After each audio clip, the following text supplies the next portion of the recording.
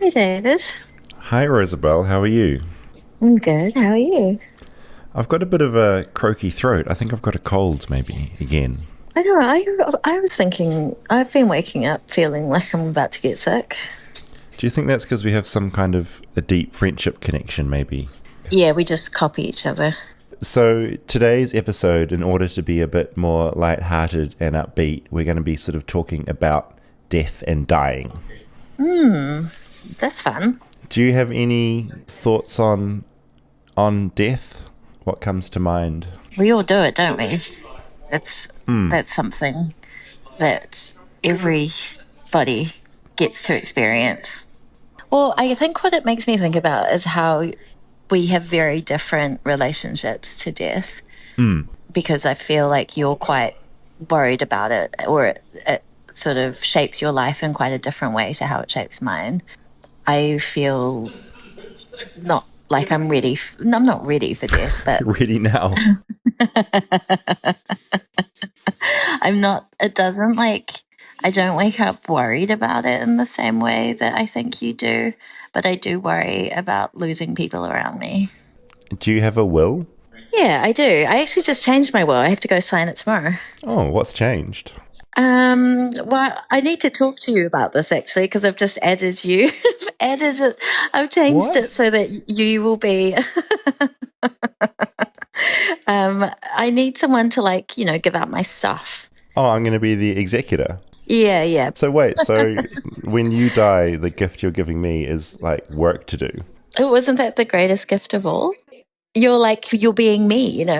Um, you get to decide who gets a little piece of me. No, you get some stuff as well, but that's private. I'm David Farrier, a New Zealander accidentally marooned in America, and I want to figure out what makes this country tick. Now, something I've been fascinated by is how Americans think about death, because on one level, the country seems to be okay with it. You watch any American action movie, and pretty quickly the death count starts to get up into the double figures. Take John Wick alone. He killed 77 people in the first film and 128 in the second. By the time part 4 came out, Keanu Reeves had murdered 439 baddies. So, on one level, Americans seem really comfortable with the concept of people dying and certainly keep selling a lot of guns. But on the other hand, Americans don't like to think about dying themselves. I'm about to make a very generalized statement here, but like a lot of countries in the West, America doesn't like looking death in the eye. Mortality is sort of placed off to the side while in the pursuit of the American dream. So when death does arrive, it's up to everyone else to clean up the mess. Maybe that's why in more recent years, America has popularized a new job, a new profession, that of the death doula. And from what I can tell, death doulas are a little bit like birth doulas, except instead of helping out as a new life comes into the world, they're there to help people shuffle off at the end. They're like the Grim Reaper, but without the grim bit. I wanted to find out about the job of death dueling and how death doulas are trying to help Americans accept the fact that despite what some tech gurus might say, they're probably not going to live forever. Death is coming, and apparently we can do death in a way that involves less kicking and screaming. So start thinking about how you want to die, where you want to die, and what you're going to do with all those passwords and social media accounts, because this is the Death Doula episode.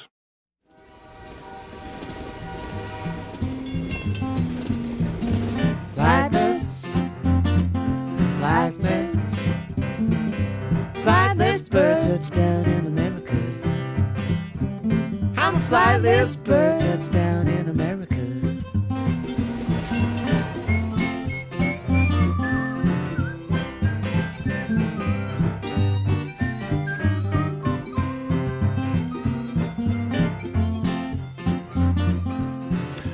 Rob, hello. Hello, David. Death, death, death. Well, before we get to death, probably We've got should some let big news. people know. Right now, as we sit here, we are something different. We're on camera. We're filming. We are. We had a revelation. You had a revelation recently. We were sitting in your studio space recording which is a video studio Flightless place. Bird, and we're surrounded by cameras. Yep. And you kind of looked up and you sort of said, "Oh, we probably could do a video version of this podcast." Pretty easily. It's just turning a couple cameras on and Yeah. And it was a very funny thing because as you said that, I looked around the room as I'm doing now and I just saw all these cameras and all we needed to do was kind of turn them on. And we had all these birds lying around too. So the set's really beautiful. Look, if you're listening to this, wherever you're listening to it, we have a YouTube channel now. Apparently that's what all the kids are doing. So if you go to youtube.com/@flightlessbirdpodcast, you'll find us. So it's youtube.com/@flightlessbirdpodcast. You can watch us talk and you can see this beautiful studio space we're in, which to your credit, Rob, I think you've done a really beautiful job of setting this up. It looks cool. Thanks. Yeah, I mean, the idea of YouTube is we can reach more people if we're on YouTube. Yeah, completely. If you listen to this, you can keep listening to it and it stays exactly the same, and that's great. Apparently, I've heard there are a lot of people on YouTube. People do like it. I think we've done quite a neat thing where we've also, for the documentary aspect of this, which is, there's this 20-minute audio documentary as part of Flightless Bird, we've wanted to make it harder to make. Did. Yeah, I know at the beginning we said we're just filming ourselves. It's actually a lot more complicated than that. A lot of work went into this, but part of it was animating and making that doc visual. And I think head over to see what we've done with it. Because, sometimes you want to know what someone looks like, who I'm talking to, or there's certain photos I take when I'm doing these documentaries, and we wanted to incorporate that visually as well. And I think we've done a pretty great job of that. But also don't set your expectations too high. We wanted to keep it simple enough to where our small team of me, you, and two others, Billy and Jake. It's literally four of us. Can still make the show. Completely. So I'm not going out with my dark tourist documentary crew and filming these audio documentaries. It's still audio, but we also, I was telling Rob, I was like, why don't we just have a little waveform going for 20 minutes on YouTube? It's fine. But we're like, no, we want to make this visual in a way that adds to what the documentary is. So if I'm talking about something and you're like, what is Dave talking about? What's Rob mentioning? You can see what we're talking about on YouTube. I think it's pretty nifty what we've come up with. We'll see. Hopefully people like it. The other thing, I thought, because we are on video, I'm going to hold up these t-shirts we've got. We're everywhere. This is okay, I'm not going to keep doing this all the time. Right now, for anyone listening, I'm holding up the Flightless Bird t-shirt. We've got two of them. They've been flying out the door, which is cool. They're at webworm.store online. Go to that camera. This camera here. We've got one that's got a beautiful illustration by a New Zealand illustrator, Charlie, that has 3 of New Zealand's flightless birds. One of them is grabbing a microphone, and the other one is a beautiful kiwi bird, and the kiwi has an American trucker cap on. They're really cool t-shirts, and you can get them now. So that's kind of the admin, right? Yeah. Now on to the lighthearted topic of death. So in the documentary, I go into my fear of death. But before we go into that, I just wanted to know, we've talked about this a bit before, but how you view... I hate death. Okay. I hate death. I think about it a lot. Mm-hmm. It's probably my biggest fear. Is it the idea of life ending, or is it how it might get near the end? What's the fear? It's the infinite nothingness beyond being dead. Okay. Which I get if I'm not conscious of it, then it's well, someone really explained it to me. It's like before you were born, you weren't conscious. You're basically going back to that. That doesn't help me. No, I actually I hate talking about this even now. It freaks me out of just of nothing. Yeah, and I think some people don't have that issue, and I think that's where. So someone emailed us a while ago now, and I just wanted to read it because this is what got me thinking about death doulas. Because the idea of a death doula is it's someone who helps people like you and me come to terms with what's going on. Mm-hmm. So Emily wrote in a while ago from Australia. She said, if you do the topic, I hope you're able to touch on the stark differences in medical practices around death in the US being so different to other OECD countries. The trope of desperate family members trying and crying to doctors to do everything you can to save grandma is quite true in the US, where patients and family can quite literally dictate the life-saving measures that doctors take, which may include rib breaking, CPR, shoving tubes down the throat of some 94-year-old who's unlikely to survive it, or worse, prolong their suffering. And so I just thought they touched on an interesting point and I've noticed this, and I just think in America, because there is really good medicine here if you have access to it. Yeah. I think there is this really strong idea in America of we have the technology, so we're going to keep you living for as long as possible. Like, we're going to keep delaying death. And I think the idea of death dueling is going, no, like, it's not all about prolonging it if it's going to be horrible. It's like coming to terms with the fact that death is happening, and that is maybe okay. Yeah, I don't love that. I think the weird thing that we maybe share is there's this kind of religious aspect to it where neither one of us are religious. Mm-hmm. I would love to be wrong and that there's something beyond death. Like, I know. That would be my dream. Yeah, completely. Did you grow up thinking there was more at any point? Yeah. You had that belief? Yeah, absolutely. Yeah, so it's like we're here and then it ends, but then there's like this other great bit. Yeah. And then I even just thinking about death like makes me panicky. Are you with it? We're so similar in that, and I don't understand that people that don't panic. Yeah. I'm like, I want to shake you. What is wrong with you? When does it come out for you? Like, it's if I'm having the worst ever is that point where I'm drifting off to sleep, or when I wake up and I'm kind of in that drifty state and it hits me like a freight train. Yeah, that's me too. At night it gets real panicky where like sometimes I have to get out of bed and just like pace around. I didn't realize like quite how similar we were on this. Okay, actually I got this thing off the internet, the death deck. And this is something I'll talk about this later. I did a death meditation a couple of weeks ago, and they recommended getting this. And it's just like fun ways to start. If you are like us and you're like terrified of dying, it's just there's a bunch of like party games that you can do with this. sounds fun. I just want to ask you a few of these because it's like a little social breaker. Which of these eco-friendly burial options would you consider for your remains? Do you want to be recomposted, where you're essentially thrown in the dirt and sort of melt down, aquamation, which is cremation by water, or green burial, biodegradable casket, no urns, no embalming? All right, so let me, before I answer that, do you ever have this where when I think about what I want to do to my body after I die, part of me wants to keep it preserved in case there is technology in the future where they can bring me back to life? Yeah, cryogenics. No, I don't want cryogenics. Well, you just want it preserved? I just want it not to be like cremated. So like if they come up with some sort of technology that's like, all right, we can bring your soul and brain back to life. You're not an ash so that you can do something with it. Yeah. So what are you imagining? If it's not being frozen, what are you imagining? Just kind of like... I don't really... There's not a lot of logic behind... Not stuffed. I think even just like buried in a you don't want to be obliterated. Correct. You don't want to be set on fire. But I can also think like logically... If that technology exists, they're not just going to go through a graveyard and be like, let's bring them back.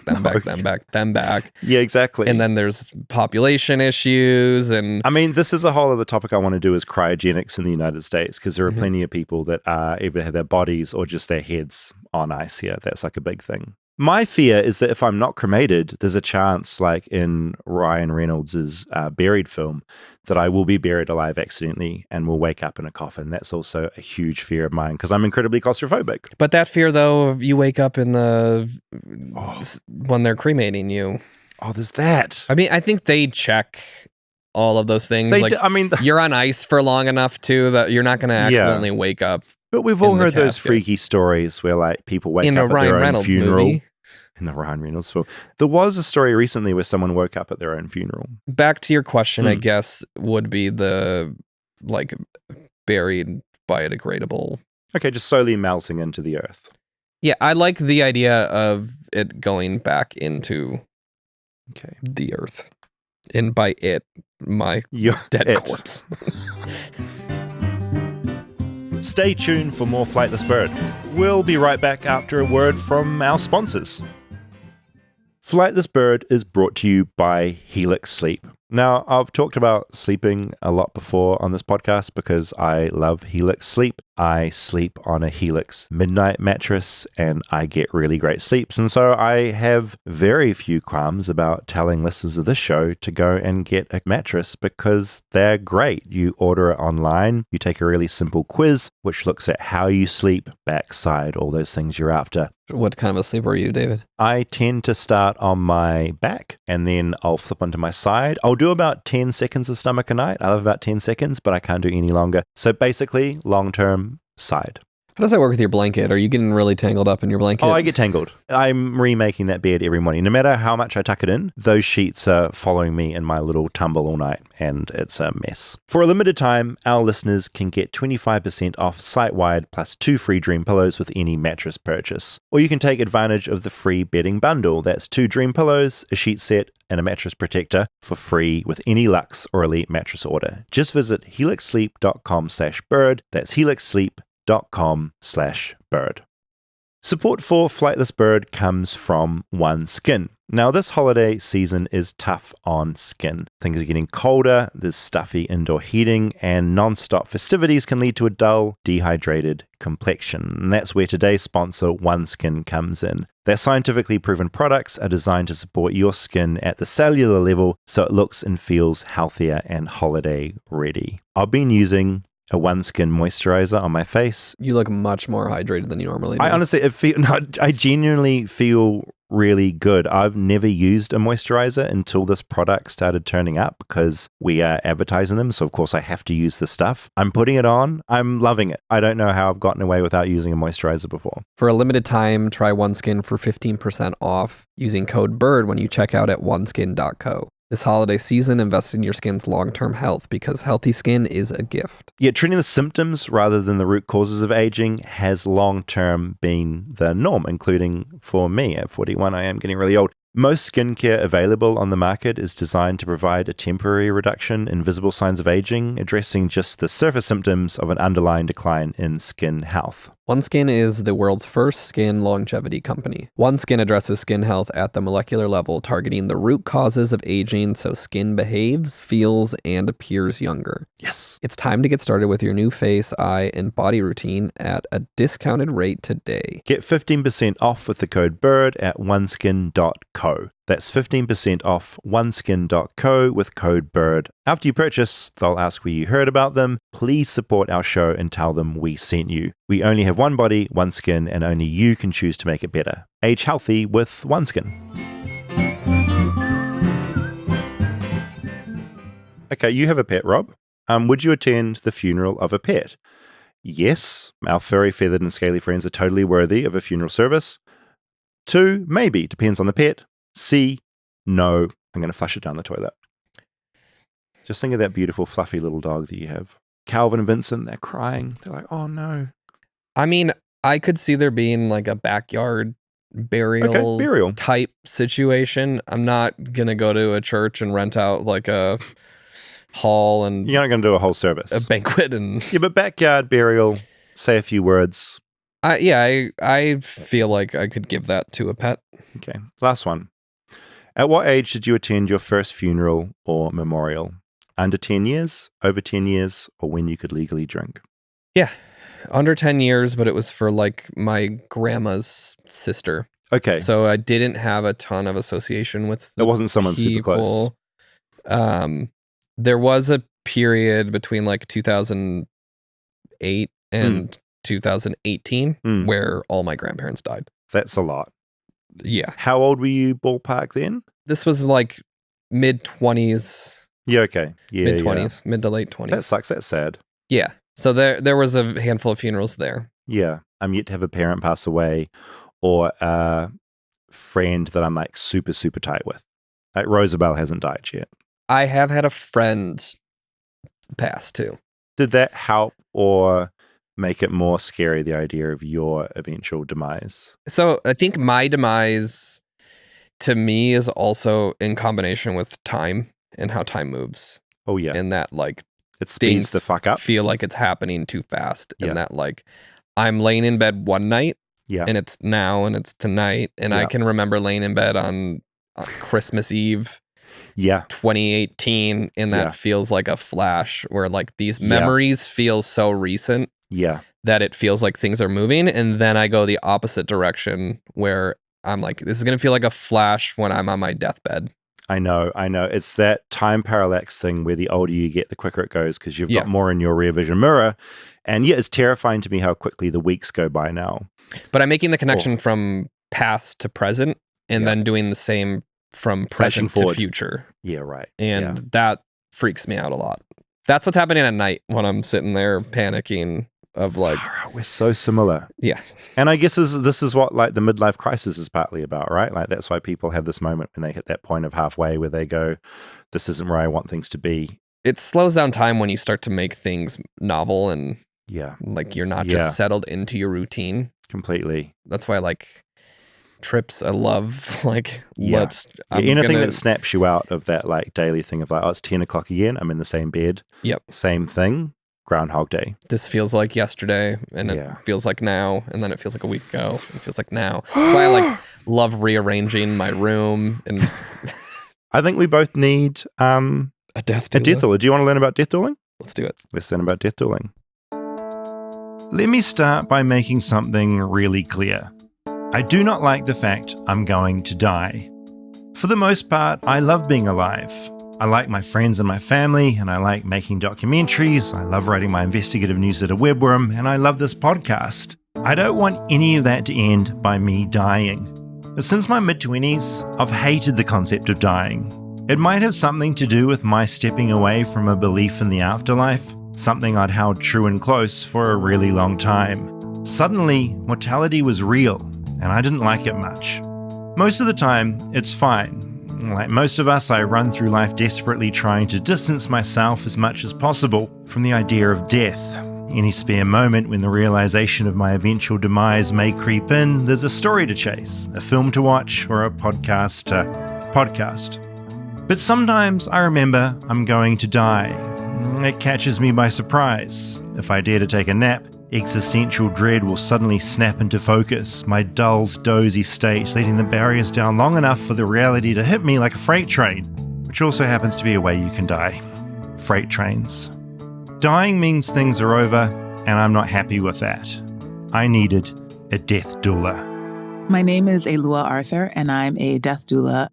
Elua's been doing this gig for about 10 years now, the whole death doula thing. She's also an attorney, part-time professor, and author of a New York Times bestseller called Briefly Perfectly Human. So, since I got to America, I have discovered that doulas are a real thing here for certain people, mainly with childcare. My neighbor has a doula to help out so she can maintain some sanity. Never heard of a death doula until I heard of you. I'm not surprised by that. But I like to think that that's changing.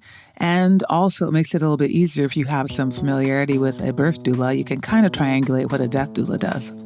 The whole concept of birth dueling goes way back to prehistoric, pre-American times. But the modern doula emerged in America in the 1960s, first with birth dueling, later with death dueling. Well, I think the concept is as ancient as humankind itself. I think we probably just formalized it in a way here. I think in a lot of other cultures, there are folks that have been doing this work in the community for a really long time, and everybody just understands that this is what you go to when somebody's dying and they come and help you out. But I think we've more professionalized it, and I'm using air quotes, and institutionalized it.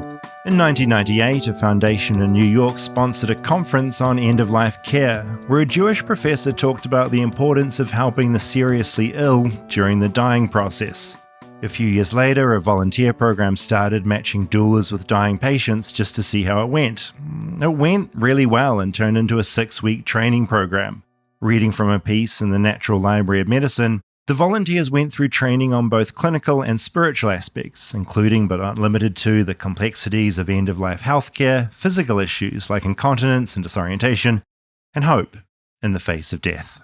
So a death doula is somebody who does all of the non-medical and holistic care of the dying person and their circle of support through the process. And when I say the dying person, I mean anybody who has some awareness that one day death will come, which means even healthy people that have acknowledged their mortality. When people are healthy, we can help them complete comprehensive end-of-life planning. That's a really great time to start, is when you're healthy and when you're not thinking about your death yet, because that means that you can look at it from some perspective, and ultimately it will inform how you live your life. This is more than just getting a will in place. It's about figuring out things like a funeral plan, advanced directives in case you're in a coma, emotional support, and sorting out who gets your Twitter account once you're 6 feet under. When people know what it is that they're going to be dying of, we can help them create the most ideal death for themselves under the circumstances. And after a death, we can help family members wrap up affairs of their loved one's life. And so it's for anybody in the life cycle, anybody who's thinking about mortality, anybody who wants to work through some of their fears about or anxieties about death, anybody really who will one day die.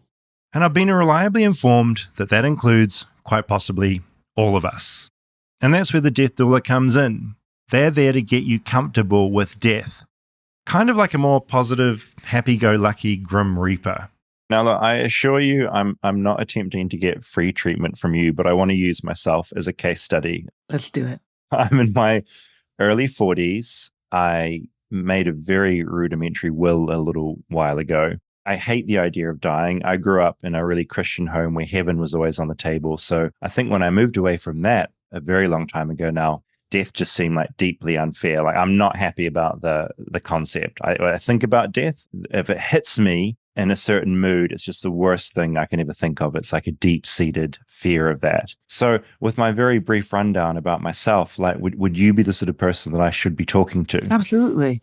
I heard a few things in there that are really juicy that could support to understand what this fear is, where it comes from, and ultimately what it has to teach you about your life. You talked a bit about your relationship to religion and where you initially got ideas about what happens after we die from Christianity. I heard heaven in there, but that also means there was hell in there, right? Oh, big time. Yeah. It's the same for me. I grew up in an evangelical Christian household too, and my first ideas about death was whoever believeth in him shall not perish, but shall have everlasting life. Like, instantly, it was like, you won't die if you do this thing. So fear of death was already baked in there for us as we were growing up. And that's something that happens to us unconsciously. We're not even aware that we're learning to fear death or to avoid it by believing because we're going to have everlasting life. So it's already really ripe in the first thing that you said about where you learned about death and dying. I also heard you say that you don't want to think about it. It's like the worst thing ever. I'd be really curious about what's the worst part of it for you, like what that fear comes from, what makes it seem like the worst. I guess if I hired her as a death doula, this is a sort of nitty-gritty we'd get down to, the emotional stuff that comes with death. And then there's the really boring, but sort of confusing, practical stuff too. So there's that side of things with death, but then also in a really practical way, I am very active online. You know, I've got a newsletter webworm which I run, which goes out to a lot of people and they pay me for my work. And if I die, good God, I've got to hand that over to someone. I've got to hand over my Twitter. There's all this practical stuff as well. I also heard you say, if I die, that my Twitter and all these things, and if I die. And I wanted to stop you right there, but I figured I'd have a chance and just remind you that it's a when, in fact. That's so funny. I didn't even catch that. Yeah, well, I kind of live in this world, so I hear it all the time. I always think it's really funny when life insurance folks are like, if you die or if something happens to you. I'm like, something is definitely happening to you, okay? So let's just call it what it is. But, you know, we throw the if in there to deflect a little bit from this reality that makes many people very uncomfortable. So there's plenty to work with you if you'd like. As for what to do with Webworm and my social media accounts, yeah, a death doula can come up with a handover plan if that's what you want. I talked to another death doula for this episode, and they mentioned when it comes to your social media or anything online, get a password manager like OnePass. That means all your accounts are controlled by one master password. Much better when it comes to sorting out your social media when you kick the bucket and can no longer tweet. So one of the things that people fear with their dying is not having any control. And that looks like a lot of different things. Control over what the body looks like, what disease will bring about their death, if it'll be an accident, you know, the when and where types of questions about their dying. But also it looks like not being able to control what happens to all their stuff and their online presence and everything else after their death. And so one thing we can do to establish a little bit of control is by getting a really, really clear plan for how you want things to be handled after you die, including all of your passwords for social media, all your banking information, getting a will if you don't have one already, getting a trust if you need that instead of a will, looking at things like your body and your services, what you want to have happen with your body after you die, what services that you'd like, how do you want your life celebrated, memorialized. Anybody who has been close to somebody who's died knows very, very well the bureaucratic nightmare that exists to try to wrap up their affairs after they die. And one thing that I think is really helpful for us to do, and as I was talking about control a little bit earlier, is that we get to establish a little bit of control by getting that stuff done. But also we pass on the really big gift of having our loved ones not worry about it after our death, because they're already going to be in deep grief, and then they don't also want to sit at the DMV to try to figure out what to do with your car. And here's the bit where I insert a plug to go and listen to the DMV episode of Flightless Bird, February 23, sandwiched between Waffle House and Valentine's Day. Anyway, I'd say my big takeaway from Alua is something she covered in her TED Talk, which you should track down and watch. She talked about how once you have thought about your death and how you want to end this weird ride we call life, then the living bit can become much better. You look at everything. You look at your relationships, you look at who you value, you look at how you're spending your time, you're looking at what you eat, how often you eat. You're thinking about your possessions, your house, your work. You're thinking about your kids. You're thinking about everything holistically when you're thinking about your death. You can't help it because your entire life is leading up until that point. Stay tuned for more Flightless Bird. We'll be right back after a word from our sponsors. Like a lot of people, my mum and dad back in New Zealand, no offense to them, but they're not the most technically savvy people. So it seemed really weird to get them a tech adjacent gift, but Aura's digital frame is actually perfect. That's because, yeah, it's tech, but it's also so easy to set up. The last time I went back to New Zealand, I bought my parents an Aura frame. I sort of did it as almost a joke, like, here I have a digital frame of my face and my experiences coming into your lounge. They love it. It's like pride of place in their lounge. We did the same thing with my parents. We sent them an Aura frame and we can just kind of load up photos of the boys. Here's a new photo of Calvin. Here's a new photo of Vincent. My mum sent me an email saying, can you send some new photos through the frame? We haven't had new ones for a while. I could have just sent that over email, but it's almost turned into a way of updating them about what I'm doing in America is by sending them photos. So honestly, a digital photo frame is a really good gift for a friend. And what I like about it as well is that you can change it from your phone. So you can give them the gift and you can keep updating it remotely, or, you know, they can clear it and do their own thing. But I just find it such a novel, fun gift. And it just looks like a normal frame sitting on a shelf. But yeah, it's really easy to get started. And once you do, the tech is incredible. You can upload the photos right from your phone with just a click, like you said, and it'll even pair photos together for me, like two pictures of the same person or from the same day, which is really great. There's also no memory cards or USBs required. There's a reason why Cutter named it the #1 best digital photo frame. So for a limited time, visit auraframes.com and get $45 off Aura's best-selling Carver matte frames by using promo code BIRD at checkout. That's AURA frames.com, promo code BIRD. This exclusive Black Friday Cyber Monday deal is their best of the year, so don't miss out. Terms and conditions apply.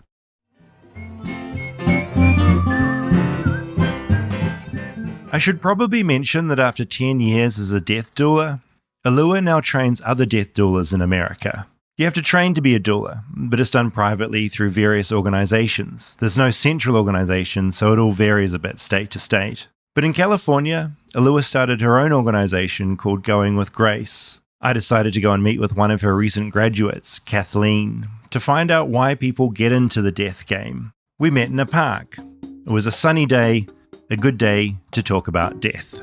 In some ways, I think this is what I was always meant to be doing. And I say that because I recently found something that I wrote in a journal when I was 6, just after my grandpa died. I wrote, "But love and death is part of life."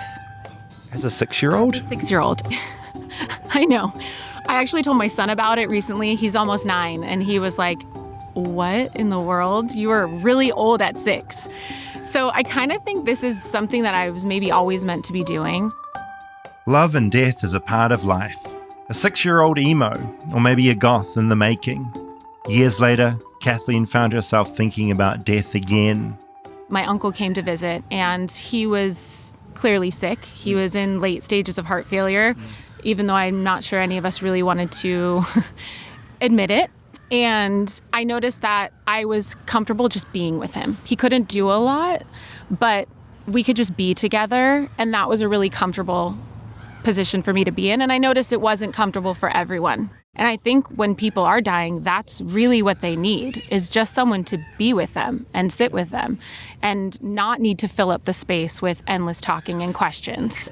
But it's hard to sit in silence. It's really uncomfortable. So that's something that I've had to kind of learn to get comfortable with.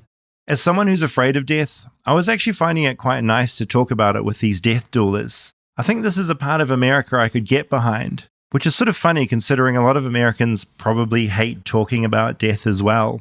I think, generally speaking, we're incredibly death phobic. Nobody wants to talk about it. Nobody wants to look at it. Nobody wants to plan for it or acknowledge its existence, really. Why do you think that is? I think because death has been completely taken out of our regular life. So pre the Civil War, people would ail at home, they'd die at home, they'd be taken care of by their family, friends, and community. The body would be handled at home, they'd be laid out, people would come to visit. It was very much a normal part of our everyday lives. Somebody in the neighborhood died, you'd go, you'd pay your respects. And I think post-Civil War, that's when embalming became really common because people were dying far away from home and they needed to be brought back. And that's when the kind of whole industry of death became a thing. And people then just kind of were like, okay, we're going to just push this off on someone else. And then over time, we just don't see it anymore.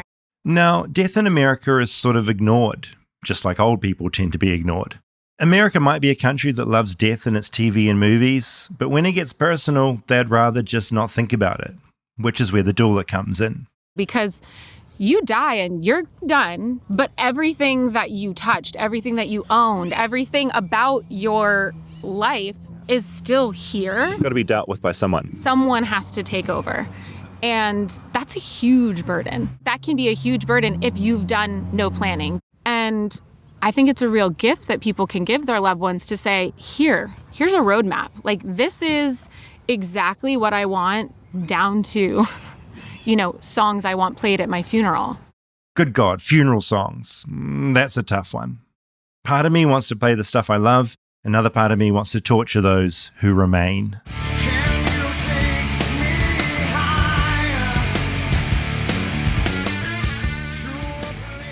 It's an even bigger thing when you're talking about end-of-life medical decisions. Because I've heard people say, well, who am I to play God and say, take them off life support or not? So if you have given your family a roadmap that says, if we get to this fork in the road, I want you going this direction, you're not making a decision. You're simply just honoring their wishes. And that takes a lot of the pressure and the stress and the anxiety off of your loved ones. Now, before I wrap this episode up, I wanted to talk to Alua about a few other things.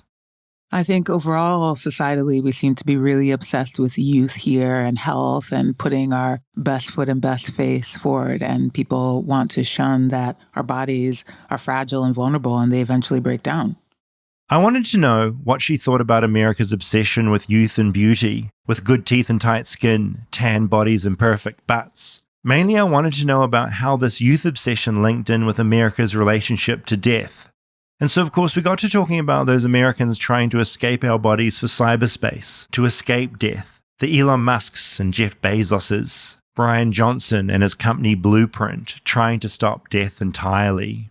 Right now is the very first time in human history where you can say with a straight face, you may not die. You believe that?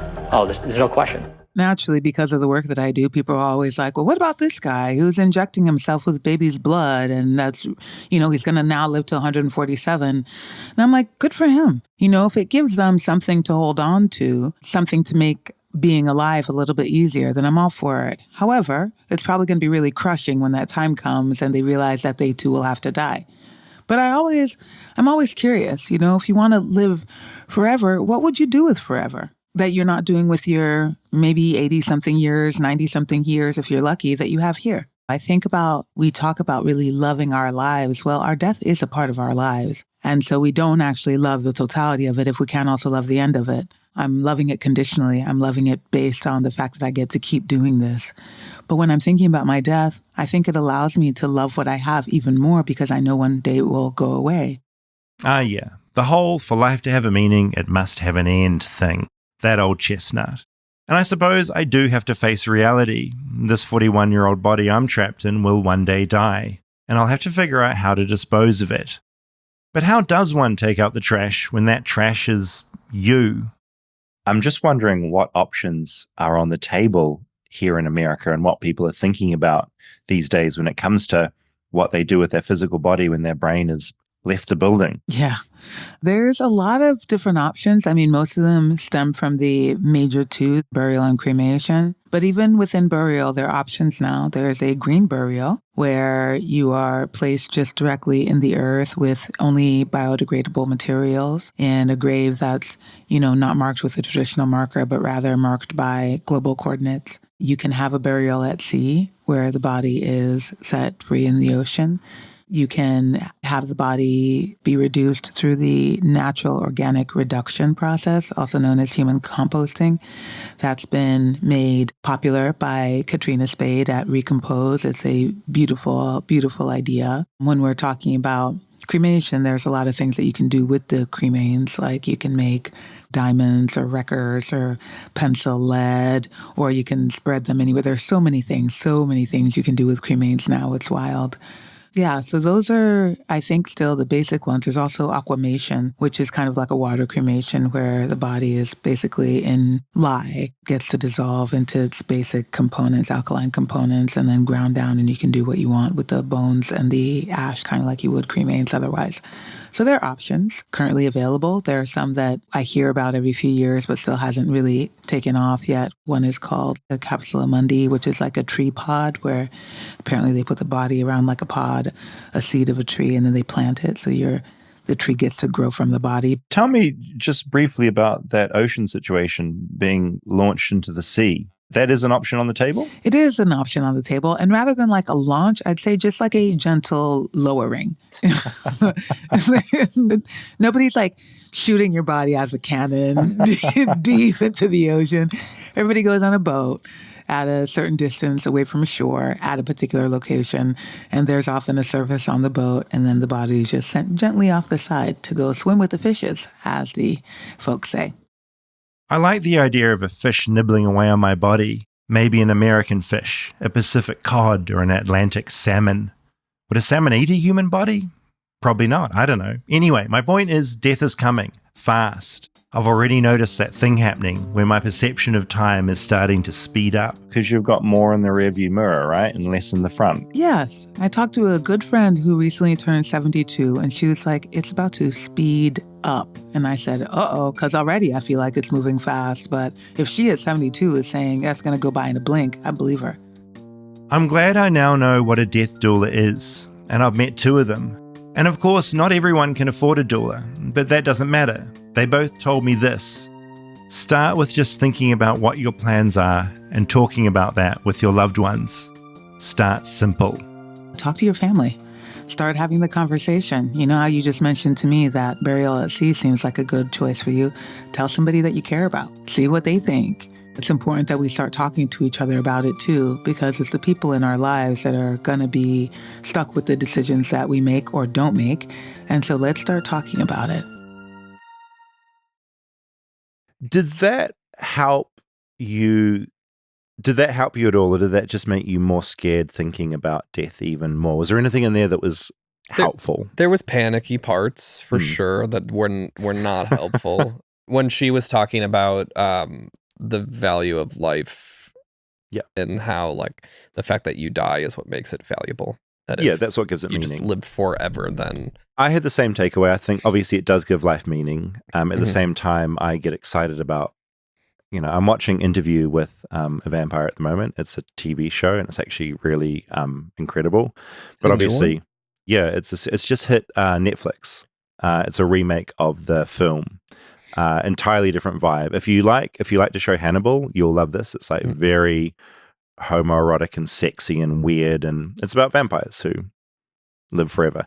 But I go to and fro on that because I know that for life to have meaning, it needs an end. But also, I do get tempted by the idea of like, I think I could have a really good time living for 1,000 years. Oh, if there was like a button you hit and it was live forever, we're both doing it, right? Immediately. Yeah. And I think I don't want to speak for you, but when I get panicky about it, like logic is out the window.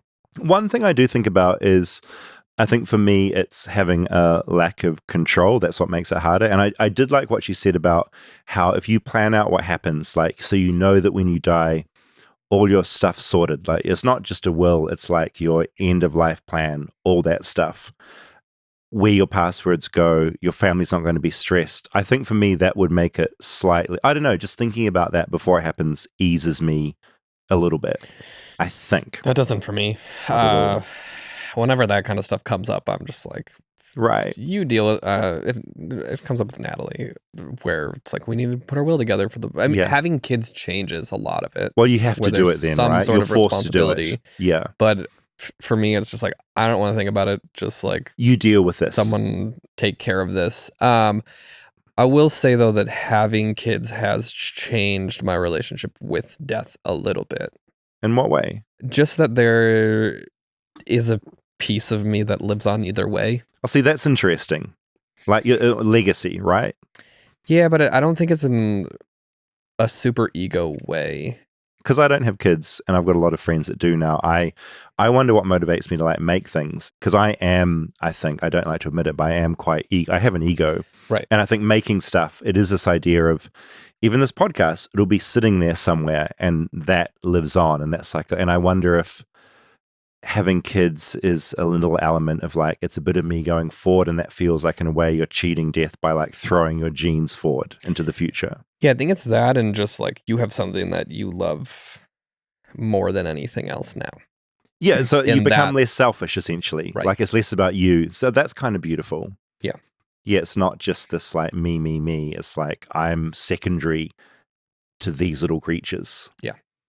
Okay, so I just need to go and procreate. Yeah, go have a baby. I like the idea of like turning Rosabel into lead and putting her in a pencil if she dies before I die. Like, I would love to have a Rosabel pencil. I find that very funny.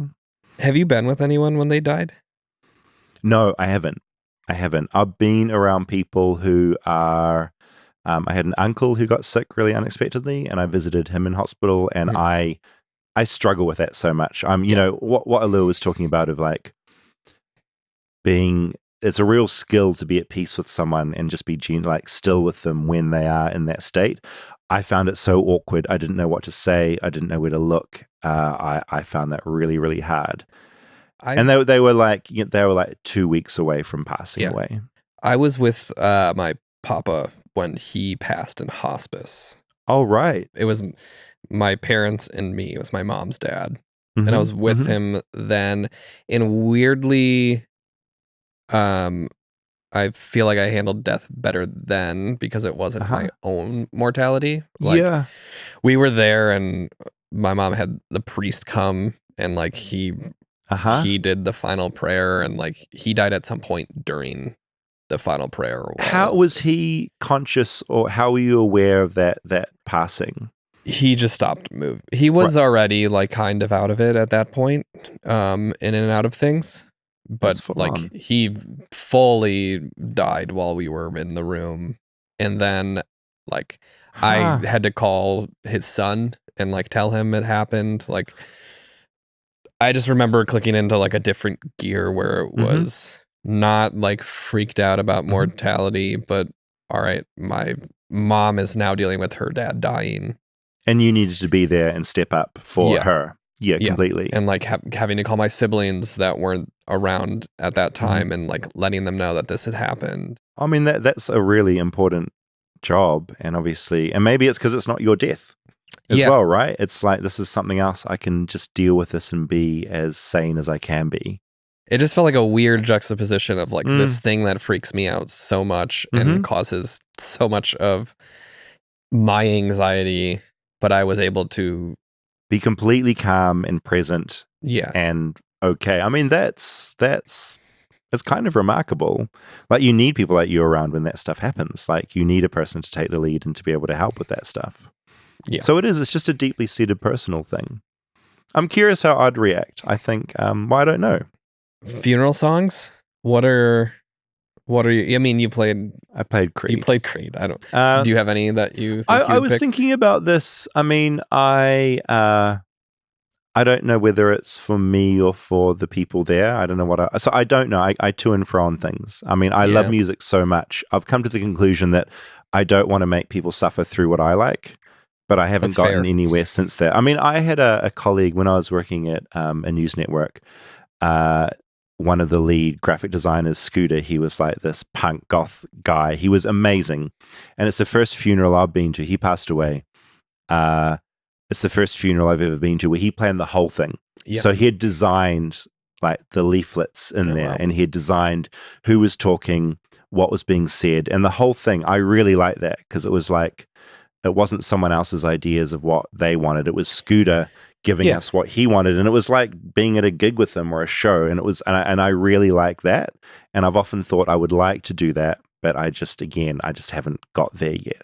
Yeah, I mean, it's like the added presence of that person there. That's not just like, here's the church funeral that you're used to, where completely X, Y, and Z are happening, and we're going to read this scripture. And exactly. And I think what was so good about that is that he took the pressure off all the people that were left. And that's something else that was said in the doc, is that this idea that if you plan things, it's just being so helpful for people instead of scrambling around after you're gone. It's just, it's not about you anymore. You're gone.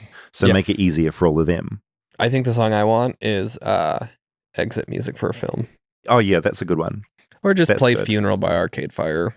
Oh my God. On the nose. On the nose. So a couple of weeks ago, a friend invited me to a Papers Flying Everywhere, to a it was at a yoga studio. It was essentially, it was very like, it felt very LA, but it was basically a death workshop.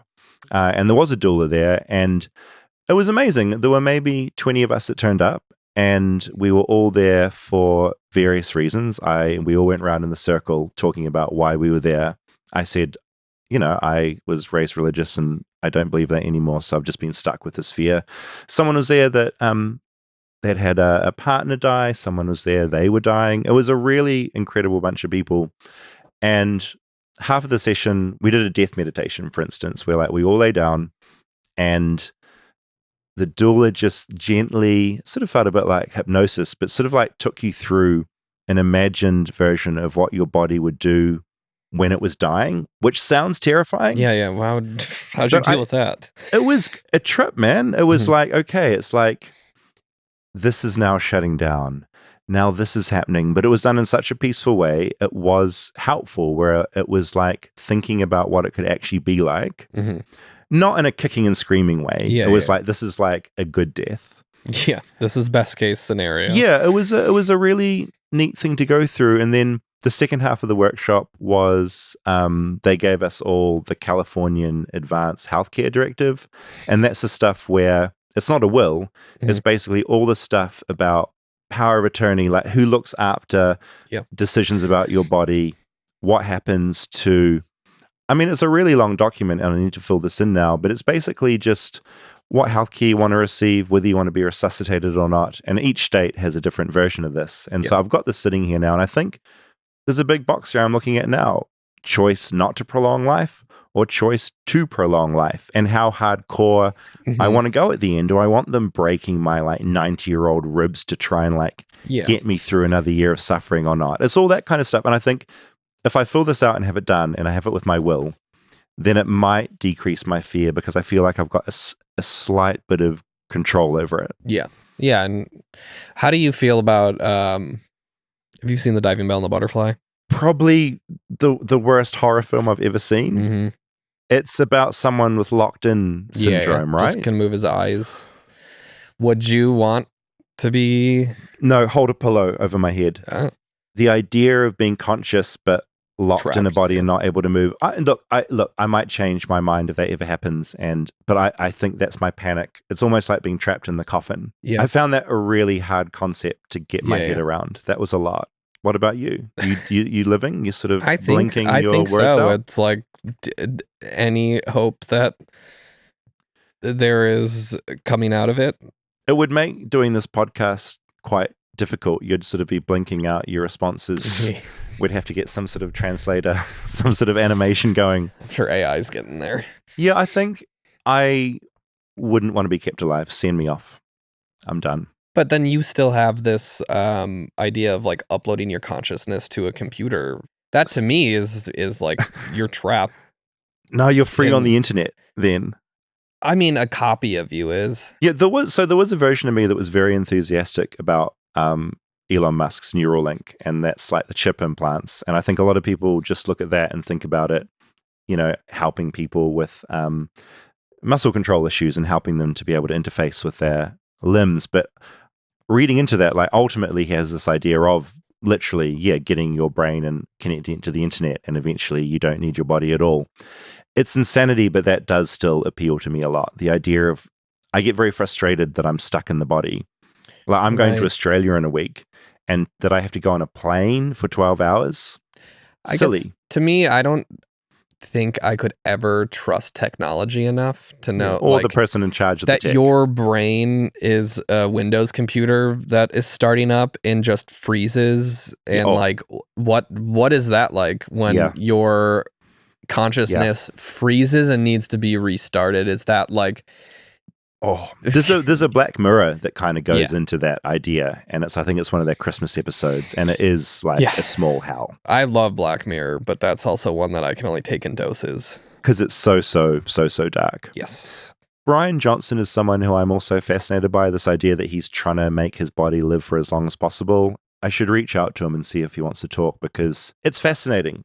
These people that have an incredible wealth and are using it to try and like live forever, it's fascinating to me. It's like incredibly self-involved, and I think it's all never going to work, but I find it interesting that they're trying. I mean, ultimately it's a massive waste of money. I just find it fascinating. Well, I think what Lewis said, like to me, that when you're doing that, you're dedicating your whole existence and your life to living forever. Yeah. Like that's where it becomes a little grueling to me, where all Brian Johnson's day is like, now I'm eating this like small bit of protein. Yeah. Now I have to have this juice sack. Now I'm going into this red light for an hour. Instead now of I'm getting infused with my kid's blood. Your existence that you want to prolong and keep going forever. Like, is there a point where like you got to an age and it's like, all right, now I'm gonna go vacation and enjoy this and do this work that's fulfilling? It's a really good point. And the other thing is he'll probably get hit by a bus. Yeah, you can never... And he'll be like, I wish I'd actually lived and had something else, but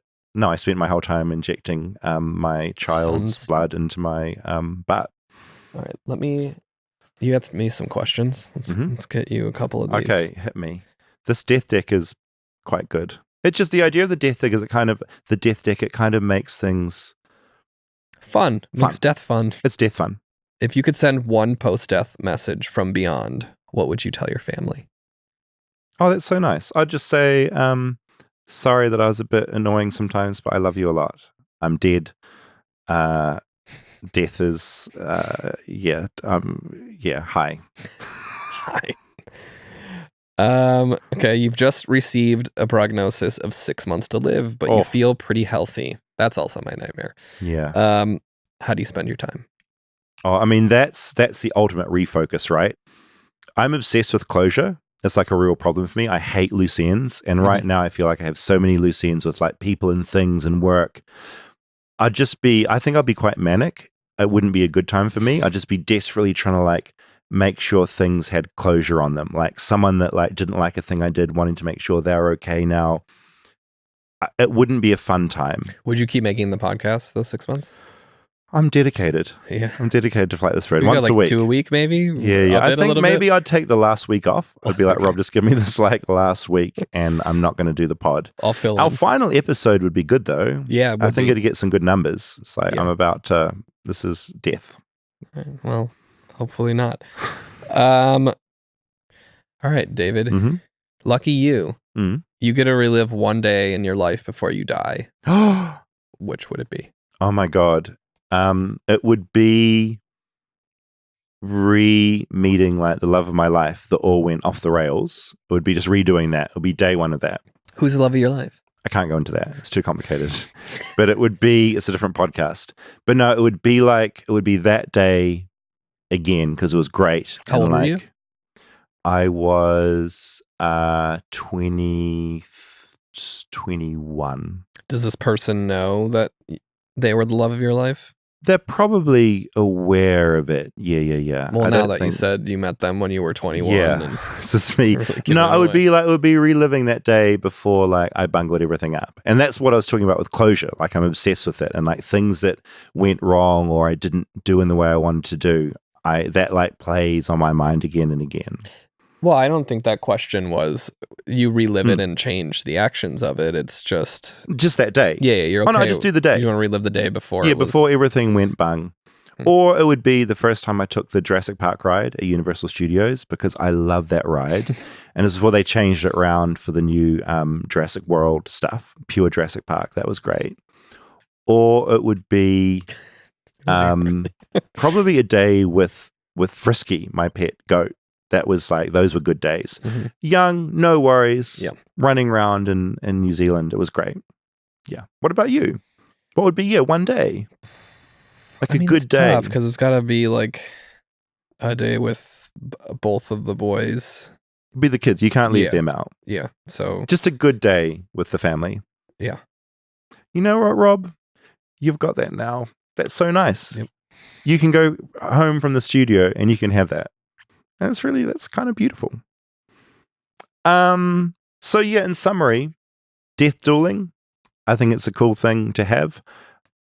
A lot of my friends have babies, and so I've been introduced to the idea of there being birth doulas, which is one thing, but the idea of a death doula, I think, I think talking to people that have spent a lot of time thinking about death and what it represents, I think talking to them can only be a good thing. And I found the death meditation, I think it did remove a little bit of fear of it, because it's like confronting it and thinking about it and not just desperately trying to distract myself with anything else. I think it's just confronting it early and not just pretending it's never going to happen. I think that's hugely important. Well, and I think talking about it helps. Like, so much of the fear of it is how alone you are completely when it happens, and then beyond it happening. And I think in America and New Zealand as well, I mean, certainly a big thing in Western culture is just like, if old people, what do? We pay money and we put them away in a home and we don't think about it.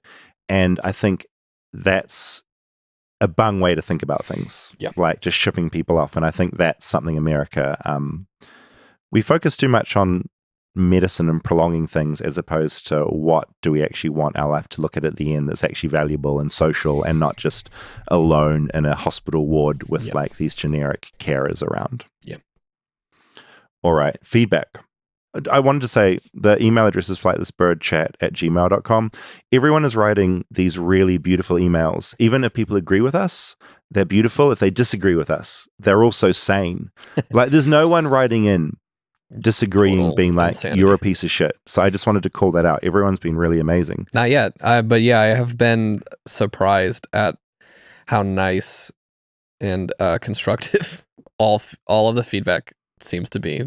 Seems like people that listen to the show are very smart and very nice people. It's the best thing. And we wish we could reply to everyone. We can't, but please know we're reading all the messages. If we read them all and replied, we wouldn't have time to make the show, basically. So that election, we talked about this a lot. It was a harrowing episode to make because we realized like there was no winning. We're going to annoy everyone in some way. And we know people didn't want to relive that. And people don't want to relive it. But in saying that, we are really proud of how it came out, and the response has been really wonderful. So thanks for everyone that wrote in. A few people raised what was a really interesting point. Like Jimmy wrote in saying this: all of the calls you played on this episode were all Democrats who were disappointed about the results. While I agree that one side is disappointed, there's the same amount who are happy with the results, and you only played one side. Very valid comment. I would just say we literally didn't get any voice memos from people that were Trump supporters. That's because the listenership to the show generally leans pretty left. Yeah. And saying that, one of the guys that did email me was a Trump supporter and was like, why didn't you play any voice memos? And I replied saying that. I was like, we didn't get any because of our listenership. I also said to him, like, you didn't give us a voice memo. Yeah. So like, and that he replied kind of laughing at it and agreeing. He's like, I should have probably sent a voice memo in. Yeah. So maybe Democrats are just better at sending in voice memos as well. And following directions of like, here's before and here's after. Because that was also a piece of it. You had to select ones that you had a before and after completely to contrast one another. Yeah, some people definitely didn't follow the instructions, which is fine. But if it wasn't played, that's part of the reason. Well, I think a lot of it too was people intended to maybe, and they recorded the first part, and then we're just like, "Fuck this!" I'm going to bed. I do not want to think about this ever again. Which is that's what I did. 100%. So I don't blame anyone for. And also, that's the reason I went to that Trump watch party, because I knew that we needed voices from that side, and that's where I went. Of course, the catch-22 is you play us talking about our opinions, like me and you, that's going to annoy a Trump supporter. But then we play the Trump rally, and that's going to grate against Democrats. I would imagine a large majority of the listeners. Yeah. So, honestly, thanks for listening to the episode. I think it came together really well because of our listeners, and incredibly appreciative of all the feedback that keeps coming in. There are still people sending in their voice memos. So sorry you missed deadline, but it's really nice that you send them in. I mean, lots has happened since the election as well. Matt Gaetz is going to serve as Attorney General. Is there like veto power of that, or he just gets to pick who he wants? My understanding is he can just pick who he wants. Like Congress can't step in and be like, or the Republican Party can't step in and be like, we don't want that guy? No, I think technically they could, but I think there's so many people there that back Trump that's not going to happen. Right. So it is possible. I just don't think it's going to happen in this case. I wanted to read out something that a Republican Senator, Mark Wayne Mullins, said about Matt Gaetz last year to CNN. He said, "There's a reason why no one in Congress came and defended him, because we had all seen the videos he was showing on the House floor that all of us had walked away of the girls that he had slept with. He would brag about how he would crush ED medicine and chase it with an energy drink so he could go all night." Yeah, I read an article today too that was about people's reaction when that was announced. They thought it was a joke, like the Republicans on the floor, and like how shocked a lot of them were, and the Republican Party, there will be tensions within that as well. Elon Musk has been tapped to head what's been called the Department of Government Efficiency, which is just like Musk doing a little joke and having it come out as Doge, which is an acronym for his like coin that he released. And it oversees a bunch of his business ventures, right?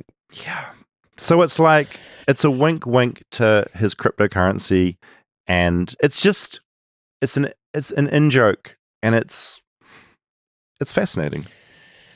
We can cut this, but just the idea of like drain the swamp and like let's get non-political people in charge of these things, and then just doing this, like if we say that we're not doing that and then do it to a larger degree than what has been done before is fucking insane. And did you see the guy in charge of like the military now is a Fox correspondent, right? Yeah, I mean, he has like military background and stuff. Yeah, but usually that's given to someone who has at some point been like a general and has worked their way through the whole system. No, I mean, he's loading everywhere with just people who are supportive of him. Like, that's his main priority. If you are supportive of him, you'll get the job. Yeah, it's sort of wild to watch. A couple of other things. I really like this one. This was a comment on my Instagram post about that. They just ended saying, "Most of this country is Republican. The Hollywood elites, which you're a part of, are out of touch with the majority of America." I just really like being called a Hollywood elite. I love that, and I want to be called that from now on by everyone.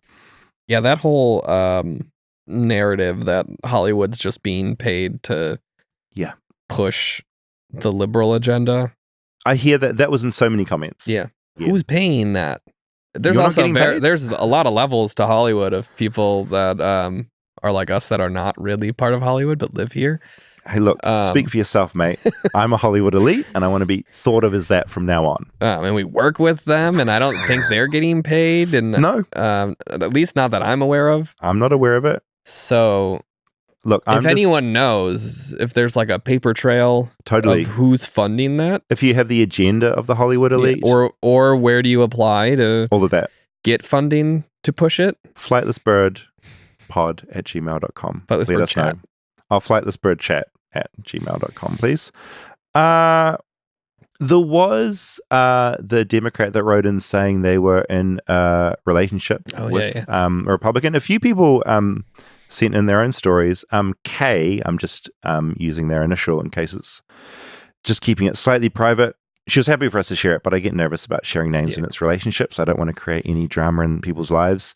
I wanted to address something that David brought up in last week's election night episode. He made a comment about the girl whose boyfriend is a Trump supporter, and I'm here to tell you that it happens. Sometimes you marry them. Now, before you come at me with pitchforks, let me just say that I didn't grow up in a political household. We just didn't talk about it much. One of my core memories was watching Obama get sworn into office, and I remember how amazing it was to watch. I started dating my now husband around the time Trump got elected the first time.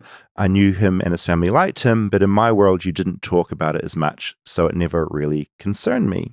We got married 2021, and after he was voted out, the conversations around Trump, Biden, Harris, and politics overall had been more than I ever bargained for. I think for the sake of my husband, who I love, and his family, I try to look at both sides. If the right candidate for Republican came along, I'd vote for them. However, I personally don't understand what they see in this man. And they just finally said, my husband would never tell me who I can and can't vote for, but I know that it bothers him that I don't feel how he does. And we got one more email that was very similar. So there are people out there who are in happy relationships with people have different political views and maybe values, and they get on. And I still can't tell. I guess it's anyone getting on is good. Yeah. So it's a thumbs up. And finally, I mentioned that I was going to Australia in a week, and someone, Sarah wrote in from Adelaide saying, Adelaide is obsessed with American bars.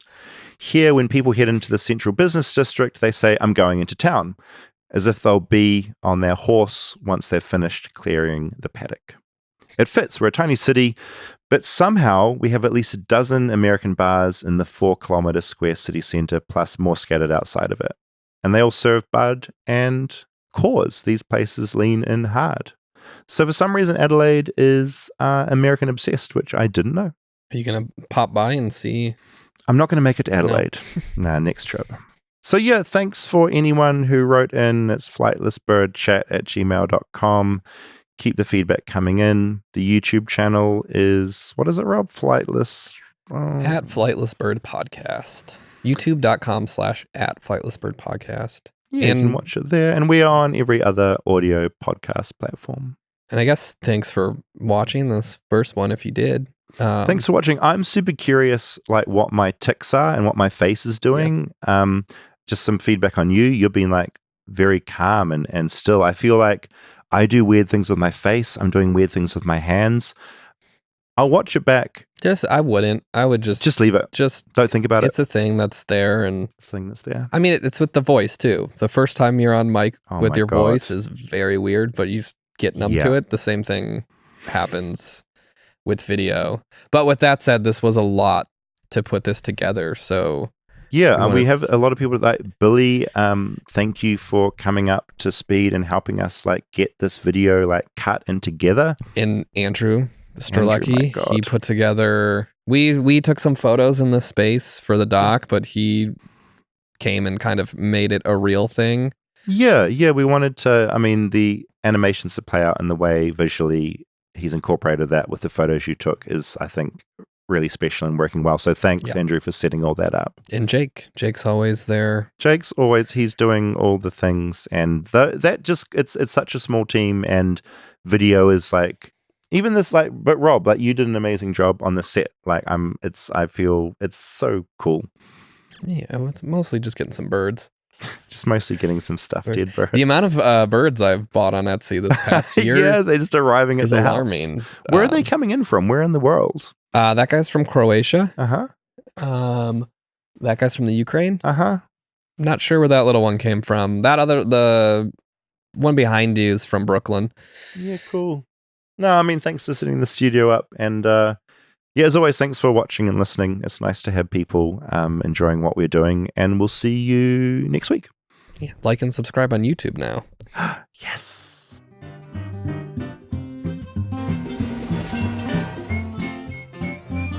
Okay, Calvin, can you tell me what you know about death? I don't really know because nobody came back from death or anything. So no one really knows. So I don't know really that much. What do you think happens when you die? Maybe get reborn, but forget everything. What do you hope happens when you die? I don't know, turn to a baby again, or maybe afterlife, or be a ghost. If you were going to be a ghost, what would you do? Play with the other ghost friends, or go get ice cream. Okay. Like and subscribe? Like and subscribe.